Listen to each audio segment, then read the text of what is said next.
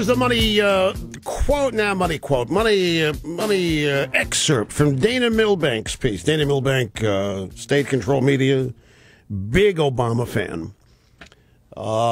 Thinks Keith Olbermann is one of the most talented people on TV kind of guy. He's in the Washington Post. And he's got this piece out, President Obama, campaigner-in-chief. And here's the money excerpt.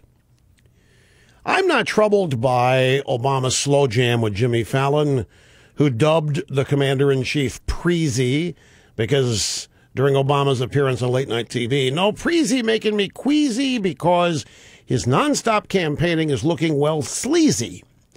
And his ad suggesting that Romney wouldn't have killed Osama is just the beginning of it. And by the way, having Bill Clinton be the voice in that ad added to it. In a political culture that long ago surrendered to the permanent campaign, Obama has managed to take things to a whole new level. According to statistics compiled for a book to be published this summer, the president's already set a record for total first-term fundraisers, 191, and that's only through March 6th. Measured in terms of events that benefit his reelection bid, Obama's total exceeds the combined total of fundraisers, first-term fundraisers, of George W. Bush, Bill Clinton, George H.W. Bush, Ronaldus Magnus, and Jimmy Carter. That's amazing. That's an incredible stat. Obama's already done more fundraisers than those other presidents combined. And that's why Dana Milbank not happy with the Preezy, who he thinks is sleazy. Ladies and gentlemen, the last time I played a soundbite featuring all female anchors at CNN, I referred to it as the clucking hens. This did not sit well with a young blogger at the Washington Post who had never heard the term and thought that I don't remember the exact word, thought it was despicable of me so soon after the Sandra Fluck thing to refer to achieved accredited female anchors as waterfowl. Domestic fowl, chickens. My mother and her friends were known affectionately to me as the blue-haired Bloody Mary gang, and I referred to them as clucking hens. This is a term of endearment that husbands since the cave days have used to describe it when their wives or girlfriends get together, clucking hens. They sit there and they chat and they talk and so forth. But this guy, it was instructive for me because this guy had to be young, never heard the term, thought it was outrageous, thought it was insulting, and just violated every tenet of political correctness. How dare anybody say something like that? Here are achieved women. They've reached the pinnacle of something. They're anchors at CNN. And they're better than clucking hens. So I'm going to try to learn here. I will not call them clucking hens. But we do have another soundbite of these women. Who is it? It's Carol Costello, who it has been said CNN is assigned to stalk me, journalistically, and Poppy Harlow. Now, that's a new name. I don't watch CNN, so I don't know who Poppy Harlow is. But anyway, it happened on CNN's newsroom this morning. And we have a montage here of Carol Costello and correspondent Poppy Harlow. Not to be confused with the actress Poppy Montgomery of some primetime TV show. Poppy Harlow in this case. And they are in crisis over the Occupy protests fizzling out. They're devastated. They're terribly upset that they're not working. And here is that montage. They're back. This was their show of strength less than 6 months ago.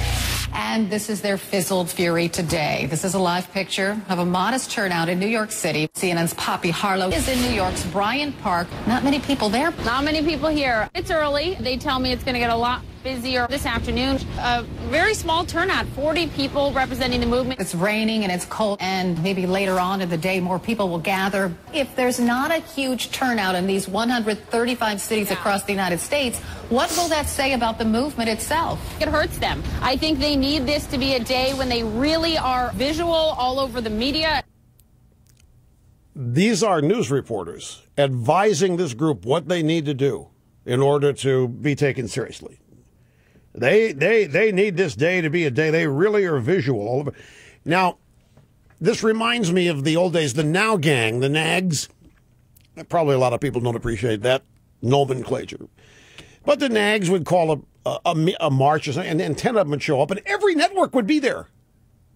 10 women marching against it. Every network would be there covering it. Now, the responsible view of this is, okay, if Occupy, this giant, big Occupy movement, calls a protest today and only 40 people, is it worth sending your news van? Is it worth sending your news van and your satellite uplink and your reporter to cover this thing? Of course not. It's a non-event that they want to be a bigger event. And so Poppy Harlow was telling Carol Costello what Occupy needs to do to be taken seriously by CNN this afternoon, because this morning was an embarrassing fizzle. Who's next on the phones? Mike in Cleveland. Thank you for waiting, Mike. Great to have you on the program. Hi. Rush, thank you very much for the call. You've been actually a really good source of motivation, so I'm really glad I got through today. Thank you, sir. Yeah, I just want to, here in Cleveland, obviously you've heard about the group of people trying to blow up the bridge here. Yeah, they're being characterized in the media that we're seeing as right-wingers. No, they were actual members of the Occupy movement. Of course, they're leftist anarchists. Yeah, that has been verified. Our local news reported on it, and someone actually from the Occupy Cleveland movement, head of it, confirmed that they were a member of it, but that they said, of course, that their actions were in no way representative of their beliefs or the way that they do things. How many were there? It was 5 total. They bought these fake explosives for one of the undercover FBI agents. Some of them were confirmed members of the Occupy movement. So I don't know what these other two. I don't know if you've seen their pictures. Well, we looked at their Facebook pages, and on their Facebook pages, they say that they were at Occupy Cleveland. Yeah, so when your definition of breaking news for MSNBC, because if these guys were actually a member of an extreme right-wing terror or an extreme right-wing group, that would be MSNBC's version of breaking news. Well, what would happen in that case is that MSNBC would blow up the bridge and then claim that the Occupy guys did it. Yeah. If they were right-wingers. So, yeah, I've been watching, and no, they're conveniently leaving out that they are, in fact, members of the Occupy movement. Well, I'm thinking here that Poppy Harlow at CNN's got to be disappointed. She gets dispatched to Bryant Park, where there are 40 occupiers not doing anything, yet in Cleveland, 5 of them get close to blowing up a bridge. Mm-hmm. That's where the real news was, and Poppy's in Bryant Park. Yep. Chatting with Carol Costello about what they have to do to get noticed. The Bryant Park people forgot to blow something up. Yep. Now, they are sending cornstarch, however, to banks and buildings. Trying to make it look like it's anthrax or something, but they're sending cornstarch out there.